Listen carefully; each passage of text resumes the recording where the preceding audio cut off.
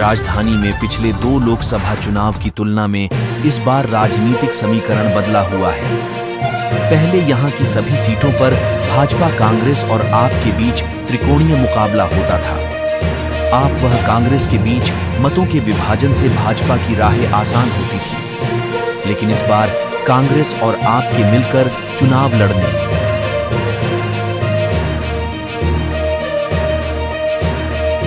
से यहां स्थिति आमने सामने की है। राजधानी दिल्ली में बदले समीकरण में इस बार एक तरफ भाजपा और दूसरी तरफ आप कांग्रेस गठबंधन का प्रत्याशी है। इस बदली हुई परिस्थिति में भाजपा को तीसरी बार सभी 7 सीटों पर जीत दोहराने के लिए पिछले चुनाव की तरह 50% से अधिक मत प्राप्त करना होगा। वहीं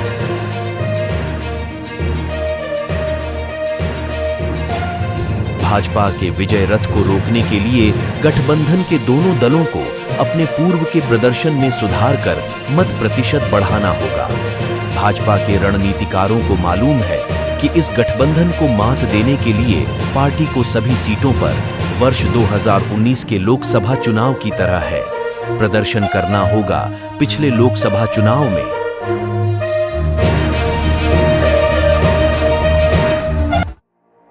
पार्टी को दिल्ली में कुल 56,000 वोटों पर चट और प्रत्येक सीट पर 52% से अधिक मत मिले थे, जबकि किसी भी सीट पर आप वह कांग्रेस का सम्मिलित मत 45% भी नहीं पहुंच सका था।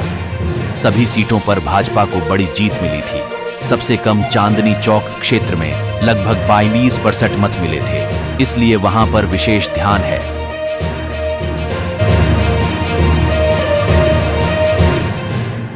पश्चिमी दिल्ली में पिछली बार 60% से अधिक मत मिले थे, लेकिन इस बार इस क्षेत्र से सिखों का समर्थन प्राप्त करने में अब तक भाजपा को परेशानी हो रही है।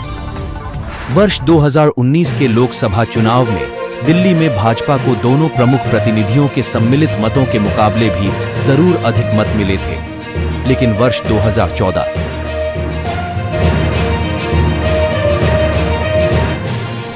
में सभी सीटों पर जीत प्राप्त करने के बाद भी पार्टी को किसी भी सीट पर 50% मत नहीं मिले थे। इन चुनाव में दिल्ली में भाजपा को कल 46.6% मत मिले थे, और यदि पश्चिमी दिल्ली को छोड़ दे तो किसी भी सीट पर भाजपा को आप वह कांग्रेस को मिले कुल मतों से ज्यादा वोट नहीं मिले थे।